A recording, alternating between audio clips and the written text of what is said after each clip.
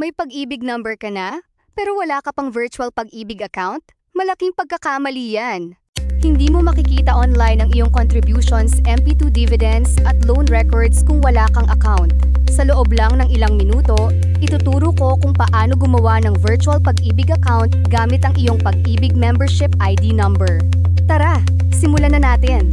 Ang Virtual Pag-ibig ay ang online portal ng Pag-ibig Fund kung saan maaari mong tingnan ang iyong contributions, i-check ang MP2 savings at dividends, mag-apply ng loan, mag-monitor ng loan status, mag-update ng records, at gawin ang lahat ng ito nang hindi na kailangang pumunta sa branch.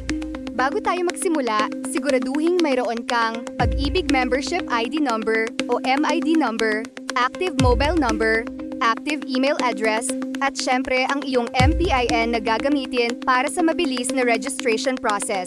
Kapag handa na ang lahat, proceed na tayo. Buksan ang browser ng iyong cellphone o computer. Pumunta sa opisyal na Virtual Pag-ibig website. Kapag nasa homepage ka na, piliin ang Create Account. Sa verification options, piliin ang registration gamit ang Loyalty Card Plus. Ito ang isa sa pinakamabilis na paraan para makapag-create ng account dahil direkta nitong binavalidate ang iyong membership records. Bago tayo magpatuloy, ihanda ang iyong Pag-ibig Loyalty Card Plus.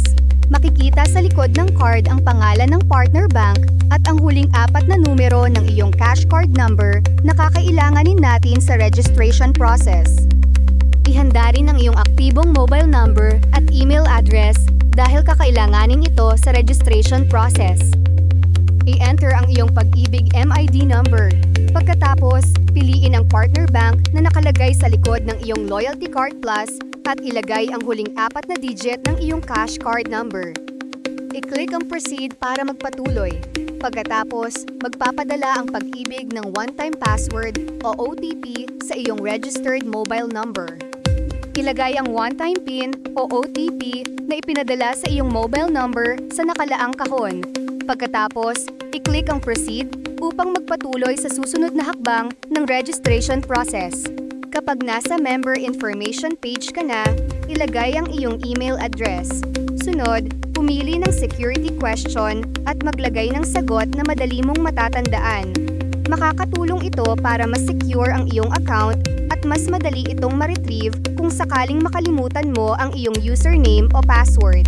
Lagyan ng check ang certification box upang kumpirmahin na tama at totoo ang lahat ng impormasyong iyong ibinigay. Pagkatapos, i-click ang Submit button upang maipasa ang iyong registration. Kapag matagumpay ang iyong application, may lalabas na notification na nagsasabing successful na ang paglikha ng iyong virtual pag-ibig account. Magpapadala rin ang Pag-ibig ng temporary password sa iyong registered email address na gagamitin mo sa iyong unang pag-login. Kapag successful na ang iyong pag-login, mapupunta ka sa Virtual Pag-ibig homepage. Dito mo makikita ang mga pinakabagong updates, announcements, balita, at iba pang serbisyo at produkto ng Pag-ibig Fund.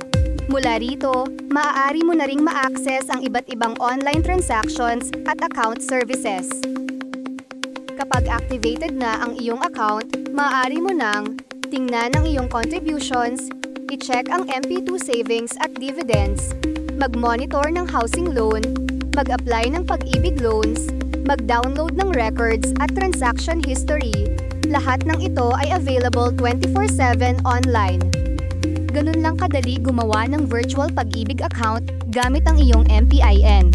Sa loob lamang ng ilang minuto, magkakaroon ka ng online access sa iyong mga Pag-ibig records at transactions. Kung nakatulong ang video na ito, huwag kalimutang i-like, mag-subscribe at pindutin ang notification bell para updated ka sa mga tutorial tungkol sa pag-ibig, SSS, GSIS, PhilHealth, National ID at iba pang government services.